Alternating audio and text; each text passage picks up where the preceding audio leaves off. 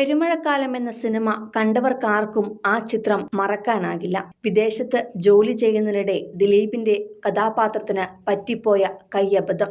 തുടർന്ന് മരണപ്പെട്ട വിനീതിന്റെ ഭാര്യയുടെ മാപ്പപേക്ഷയ്ക്കായി മീര ജാസ്മിൻ നടത്തുന്ന പരിശ്രമങ്ങൾ കണ്ണീരോടെയാണ് മലയാളികളെല്ലാം കണ്ടത്. സാഹചര്യങ്ങളും ആളുകളുമെല്ലാം വ്യത്യസ്തമാണെങ്കിലും അറിയാതെ സംഭവിച്ചു പോയ തെറ്റിന് മാപ്പ് നൽകിയ ഒരു മലയാളി കുടുംബത്തിന്റെ കഥയാണ് ഇപ്പോൾ ഷാർജയിൽ നിന്നും പുറത്തുവരുന്നത്. വിവാഹം കഴിഞ്ഞ് 6 വർഷത്തോളം കാത്തിരുന്നാണ് ഷറഫുദ്ദീനും ഭാര്യ സഫ്നയ്ക്കും ഒരു കുഞ്ഞുണ്ടായത്.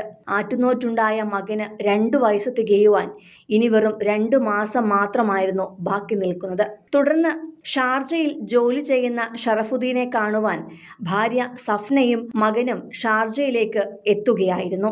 തലാൽ ഗ്രൂപ്പിൽ ജോലി ചെയ്യുന്ന ഷറഫുദ്ദീനെ കാണാനായി കഴിഞ്ഞ മാസം ജനുവരി 18-ാം തീയതിയാണ് അലൻ ഉമ്മയോടൊപ്പം സന്ദർശക വിസയിൽ ഷാർജയിലെത്തിയത്.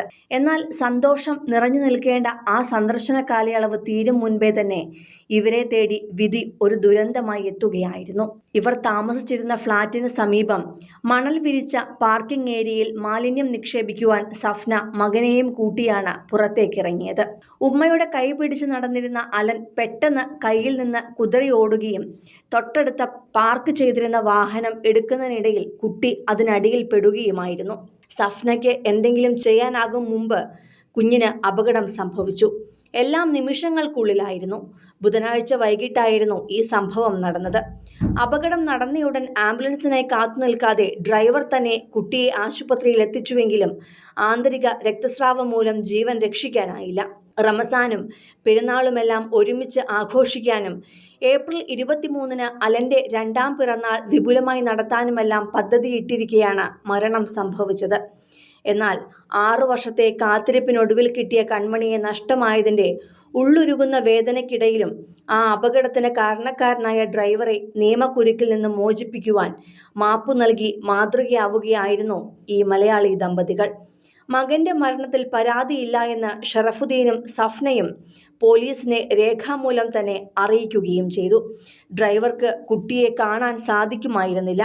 അദ്ദേഹത്തെ ക്രൂശിച്ചതുകൊണ്ട് ഞങ്ങളുടെ മകനെ തിരികെ കിട്ടില്ലല്ലോ, മറ്റൊരു കുടുംബം കൂടി കണ്ണീരിലാകാൻ ഞങ്ങൾ ആഗ്രഹിക്കുന്നില്ല എന്നാണ് വിതുമ്പലോടെ ഷറഫുദ്ദീനും സഫ്നയും പറഞ്ഞത്. തുടർന്ന് നിയമ നടപടികൾ പൂർത്തിയാക്കിയ ശേഷം വ്യാഴാഴ്ച മുഹൈസിന ഖബർസ്ഥാനിൽ കുഞ്ഞിന്റെ മൃതദേഹം സംസ്കരിച്ച ശേഷം ദമ്പതികൾ നാട്ടിലേക്ക് മടങ്ങുകയായിരുന്നു. കേസ് ഇപ്പോൾ പബ്ലിക് പ്രോസിക്യൂഷന്റെ പരിഗണനയിലാണ്. മലപ്പുറം ചട്ടിപ്പറമ്പ് നെല്ലോളി സ്വദേശിയാണ് ഷറഫുദ്ദീനും ഭാര്യ സഫ്നയും.